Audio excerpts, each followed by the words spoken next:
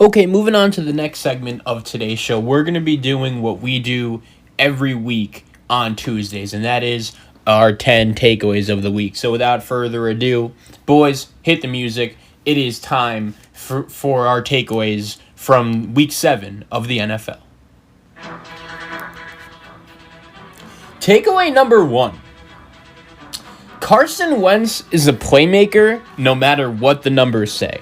I'm starting off with this because the Philadelphia Eagles played the New York Giants on Thursday Night Football, and I'm not going to lie.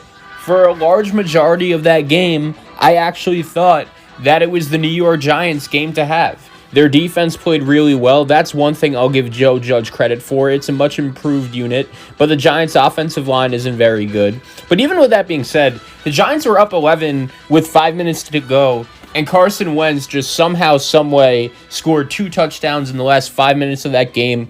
I really love the chemistry he's been able to develop with Travis Fulgham, and the Philadelphia Eagles find a way to defeat the New York Giants, and they are now in first place in the NFC East. And I feel like like most people, tend to favor the Philadelphia Eagles right now in terms of who is the best team in the NFC East, just because they do have their starting quarterback. And even though their defense isn't anything special, I was impressed how they were able to step up down the stretch the other night against Daniel Jones and the New York Giants and get the job done. But anyways, Carson Wentz, no matter what the numbers say, there are certain games that he could win for you that I feel like no other quarterback in the league can. You know, he can't make every single throw that a Patrick Mahomes or a Russell Wilson could make, but I feel like every time Carson Wentz is your quarterback, no matter who is playing with him, he could get the job done. Look at who is hurt for Philadelphia, missing so many offensive linemen, so many receivers. Carson Wentz, he is a playmaker. Takeaway number 2. We'll stay in the NFC East. Mike McCarthy should be gone after one season. And if you listen to this show, you guys know that I really was not high on the Dallas Cowboys going into the season. I did think that, Mike McCarthy was a big reason why the Green Bay Packers, under his tenure and with Aaron Rodgers, I think McCarthy was the main culprit, why that Packer team really didn't perform and live up to the expectations. And I think when you look at the situation in Dallas, I didn't expect it to be this bad. And it's bad. Their defense is on pace to be the worst defense in the history of the NFL. And that is just absolutely embarrassing. The fact that they didn't only lose, but they got blown out by the Washington football team is an utter joke. No matter who their quarterback is, Dak Prescott, Andy Dalton. And that's the thing. I think that it's one thing to say, all right, the Cowboys quarterback is hurt. But their defense has nothing to do with the quarterback, man. They gave up 22 points to Washington. They let Terry McLaurin score. They let Antonio Gibson score. And they really let Washington control the pace of the game. Also, when Andy Dalton got taken out on that really dirty hit by Jonathan Bostic, there wasn't a player or a coach that said anything to him. And if I'm Andy Dalton, that wouldn't really make me feel good, because that shows me that my teammates just flat out don't have my back. And that is just super disappointing if you are any player in any NFL locker room. So the Cowboys, even in a terrible NFC East, they're not going anywhere. They're not going anywhere, They are gutless, they're lifeless, and they are an absolute disgrace. Mike McCarthy deserves to be fired after 1 year, because he can't win this NFC East, let alone be competitive. Absolute joke. Observation number 3. Kyle Shanahan is still a mastermind, and he is reminding the NFL why he is one of the 5 best coaches in the league. Have you guys watched the San Francisco 49er team, man? Do you guys realize who is hurt for the San Francisco 49er team? They are so banged up. Raheem Mostert was out for this game. Now Deebo Samuel's going to be out. We know Nick Bosa's out. Solomon Thomas, Richard Sherman, keeps going on and on and on. Offensive lineman banged up as well. And still, here are the San Francisco 49ers in the toughest division in the NFL, the NFC West, sitting with a record of 4-3 and picking up back-to-back wins over the Los Angeles Rams and the New England Patriots. And we're going to get to the Patriots in a little bit on these takeaways, because I think we could all agree they don't look like a very good football team right now. But I'm not taking any credit away from the 49ers, man. They're so banged up. And even if they are banged up, I don't care who their running back is. With Jimmy Garoppolo, with George Kittle in the lineup, the 49ers could play with anyone. And their defense, I understand it's not 100% healthy, but Richard Sherman should be back soon. And Dre Greenlaw is an absolute stud. There are not many linebackers in the league that I would rather have than him. The kid Javon Kinlaw looks very good as well. And how about, speaking of kids, how about Brandon Ayuk, man? That kid looks like a stud. The San Francisco 49ers, year after year, continue to do just a great job developing players from the draft. And I think when you look at John Lynch and Kyle Shanahan, that's a big reason why this team has been so successful over the last couple years. Because when you know how to draft, that really helps your window in terms of how quickly you're going to win. And I think last year we saw San Francisco get to the Super Bowl. We saw that talent peak. And this year, we're seeing that even with a bunch of injuries, depth is really prevailing them. San Francisco and Kyle Shanahan deserve a lot of credit. Observation number 4.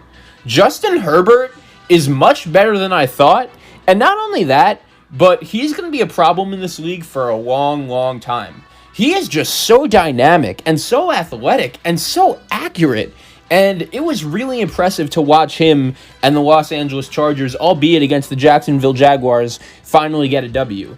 I don't know if the Los Angeles Chargers are going to be a playoff team this year. As a matter of fact, I would probably say no, as they're sitting with a 2-4 record. But I don't think there are that many teams in the NFL that, with Herbert leading the way, they can compete with. He's already developed a great chemistry with Keenan Allen. He throws a beautiful deep ball. He could run. He's smart. And he's everything you want in a modern-day quarterback. Could you ever imagine that the Los Angeles Chargers actually even considered, even though he got hurt and very unfairly by the punctured lung, it was a freak accident. But could you imagine that the Los Angeles Chargers were actually considering starting Tyrod Taylor over Justin Herbert after they saw Herbert play in just a little bit of game action? The kid is popping right off the bat, and so is Joe Burrow, man. Both of these quarterbacks look absolutely phenomenal, but Justin Herbert especially, I've just been so impressed by him in a good way. And when you surround him with talent like the Los Angeles Chargers have, I think it definitely is a recipe for him to succeed. Now, the thing for the Chargers for me is I'm very curious to see what exactly their coaching situation is going to look like going into the offseason, because even though Herbert's playing very well, I don't necessarily know if I'm a Charger fan, I want Anthony Lynn back. I don't trust him leading my team, but I do love the way Shane Steichen has developed Justin Herbert with that offense. If that job does become available because of Herbert, it's going to be highly, highly coveted very, very quickly. Takeaway number 5. The Arizona Cardinals have arrived, and this is a legitimate team. Do you guys realize how many teams in the NFC play defense and offense? If I were to ask you, who are the 3 most well-rounded teams in the NFL, in the NFC, who would you say? I think Tampa Bay is obviously one that comes to mind. They play great defense. They have the GOAT at quarterback. I think Arizona is another one. They have a really good quarterback, and even without Chandler Jones, I was really impressed by the way their defense was able to step up and make timely plays on Sunday Night Football the other night. No defense, just not any defense, is able to intercept Russell Wilson twice in an overtime and 3 in a game, including 2 in a red zone. Really impressive by Arizona. And Cliff Kingsbury, even though he has to learn how to manage the clock, he does deserve a lot of credit for the way the offensive game plan was executed and for his play calling. I think this Arizona Cardinal team, because they play defense, is a legitimate threat to many teams throughout the National Football League and the NFC, and it just continues my point of saying that the NFC West is the best division in football. The fact that Kyler Murray, in that situation, down 10 with 5 minutes left, was able to outduel Russell Wilson. Absolutely phenomenal job by him. DeAndre Hopkins, Larry Fitzgerald leading the way. And even though Kenyon Drake got hurt, this kid Chase Edmonds, watch out for him, man. He looks super dynamic running the ball. I think he looks better than Kenyon Drake, to be honest. And I think Arizona's really going to start to be able to run the ball now. I also really liked how Isaiah Simmons, the kid from Clemson, who really hasn't been playing that well over the first couple games, hasn't really been able to get on the field. He's been playing phenomenal. So I'm impressed with Arizona. Kyler Murray and Cliff Kingsbury, it was a risky hire when Steve Keim decided to fire Steve Wilks and bring those guys in. But I think overall, if you're an Arizona Cardinal fan, it's worked out even better than you could have ever expected. Takeaway number 6. Cam Newton may just not be that good, and neither are the Patriots playmakers, which means the AFC East is wide open. We'll get to the Buffalo Bills in a little bit, but I just want to talk about the New England Patriots for a sec. I got to be real. I'm super disappointed with these guys, man.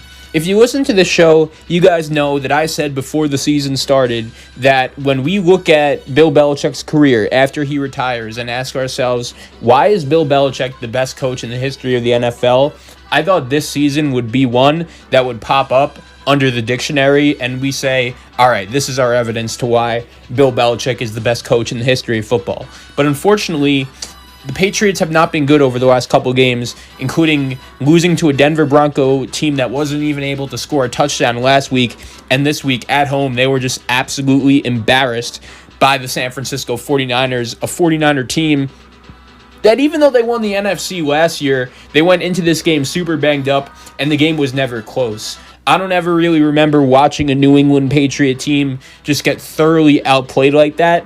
And to be honest, I think they could be in trouble going forward. There are no playmakers around Cam Newton on this team, and I think, for me, that's a big problem when you consider the fact that Cam Newton, at this stage in his career, isn't a guy that I don't think an offense could rely on as their top dog as a playmaker. They drafted a tight end, Devin Asiasi from UCLA, who wasn't even active on Sunday. Edelman hasn't been able to do anything at all. N'Keal Harry looks like a bust. I like the kid Damian Harris, but he's a little bit, too young to be the number one weapon on offense right now. And these Patriots cannot score. Their offensive line has been disappointing as well. And luckily for New England, the AFC East is still wide open. I think, Miami has a shot too as well. Just right now, the Patriots, to me, don't look like a very good football team. Moving on to takeaway number 7. Baker Mayfield made a really clutch play on Sunday that could have saved his confidence for the Browns season. I think the Cleveland Browns right now, even without Odell Beckham, are one of the more easier teams to predict what their schedule is going to look like for the rest of the season. So when you look at the Cleveland Browns, right now they're 5-2, but I think they're kind of similar to last year's version of the Buffalo Bills. I think they run the ball, and that's their best way to win, and usually they're not going to need their quarterback to make miraculous plays in order for them to win, especially when you look at what opponents they're going to be playing down the stretch. They still have to play a majority of their games in the NFC East. So when you look at the Cleveland Browns, I don't think usually they're going to need Baker Mayfield to make the kind of plays like he was able to make yesterday, but it was kind of a different animal because they were facing Joe Burrow, who looked awesome, and the Cincinnati Bengals, thanks to Joe Burrow, could have easily won that game. I know the Bengals' record is 1-5. They just need to surround Joe Burrow with some pieces, and they'll really find themselves going in the right direction. But if you watch the Cleveland game, they really needed Baker Mayfield to make plays in order for them to win, and he hit Donovan Peoples-Jones on that insane catch on the right corner of the end zone. It was an unreal play, probably the best throw of Baker Mayfield's career, if I'm being honest. And the Cleveland Browns end up getting the W and moving to 5-2. Cleveland this week has a huge game against against Vegas. But what I'll say is this. It's an improvement, albeit against the Bengals, because last week we were out here saying, should the Browns bench Baker Mayfield? This dude sucks. And even if he does it against a bad team like Cincinnati, if he's ever able to throw 5 touchdowns, including a game-winning touchdown with less than 20 seconds left, that's a Baker Mayfield I'll sign up for, especially with this Browns team around him, because over the last couple years, they haven't been good. When was the last time the Cleveland Browns have been 5-2? I don't remember it, so good for Cleveland. If you're a Browns fan, you have every right to be excited. Takeaway number 8. The Pittsburgh Steelers are a very balanced football team as well, but they're going to need their offense to get going and be more consistent if they have legitimate Super Bowl aspirations. I was super impressed with the way the Pittsburgh Steelers were really able to shut down Derrick Henry in this game and really forcing Ryan Tannehill to beat them, which ultimately didn't bite them that badly. I think I've kind of figured out what exactly the key is to stopping or to beating the Pittsburgh Steelers is, even though they're, the only undefeated team left in the league. I think in order for you to score against the Pittsburgh Steelers defense, you really need to be able to block their front seven. And then in the secondary, even though it's an okay unit, that's where they are beatable. The Tennessee Titans did an okay job at doing that, better than I've expected without Taylor Lewan, but Derrick Henry just really wasn't able to get going in this game. It was a close game. I know Tennessee was basically trailing the whole way, but we saw they almost made a comeback. And even though the Titans lost, I'll just quickly mention this on them. I think they're right in the race at the top of the AFC. They are definitely a threat to Kansas City at the top. But going back to Pittsburgh, I think their offense is a little too erratic. They're too spurty. They're too streaky. I want to see Ben Roethlisberger, make a game-winning throw on a game-winning drive when he has to. That last drive of the game against Tennessee, where he threw that interception in the end zone into triple coverage, that was just vintage Ben Roethlisberger, whether it was complaining to the officials, making a throw like that in a close game on the road, vintage Big Ben. So he's going to need to be better in order for the Steelers to win and get to the Super Bowl like they want to be. But their weapons are really good. Obviously got to like the way Chase Claypool's been playing. Deontay Johnson's looked good, and I'm really impressed with Juju Smith-Schuster. He had a phenomenal game on Sunday, one of his better games in a while. Takeaway number 9. I think Davante Adams is the best wide receiver in football right now. And if you watched him against the Houston Texans on Sunday, you saw exactly why. I think the problem with Davante Adams throughout his career has kind of been his ability to stay healthy. But the Green Bay Packers are really solely relying on him to be their number one wide receiver. And I understand the Houston Texans are one of the worst defenses in the NFL. But listen to these numbers that my guy Davante Adams was able to put up on Sunday against these Houston Texans. My guy was able to go for 196, average 15 yards per catch, 2 touchdowns. 13 catches, 196, 2 touchdowns. Absolutely ridiculous outing by Davante Adams. I think Green Bay once again has really decided to rely on him as their number one option at wide receiver. And in order for Green Bay to be successful, they need him to be making plays. They need him and Aaron Rodgers to be on the right page. And on Sunday against the Houston Texans, in a game where going in, the Green Bay Packers were coming off a loss, I was super impressed with the way Matt LaFleur, Aaron Rodgers, Davante Adams were really able to move the ball with ease. They really didn't have any trouble doing it. So really impressive job by Green Bay. We'll see if their defense will be able to improve. I think that ultimately will be the deciding factor in where they, how far they get in the NFC playoff picture. They just need their defense to improve. They did a solid job against the Houston Texans on Sunday. They still have a little tough of a schedule remaining against 2 games with the Chicago Bears. Would love to see Green Bay take care of business. And takeaway number 10, the Buffalo Bills are fraud. And if anyone has any argument for me, all I'll have to say is this. If you can't score a touchdown against the New York Jets, what are we doing here? Buffalo, kind of similar to Cleveland, is one of the easier teams to predict and break down in the NFL.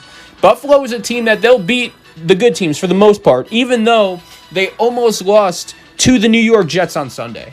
They'll beat the good teams for the most part, but then you line them up against a good team, and for the most part, they're typically overmatched. I don't trust their quarterback enough to trust him to make enough plays to get the job done. And if you can't score a touchdown against the Jets, I don't know how I could trust you to make any significant run in the playoffs. Buffalo right now, to most people, are the favorite to win the AFC East when you consider the fact that the New England Patriots have looked awful over their last couple games. But I'll say this.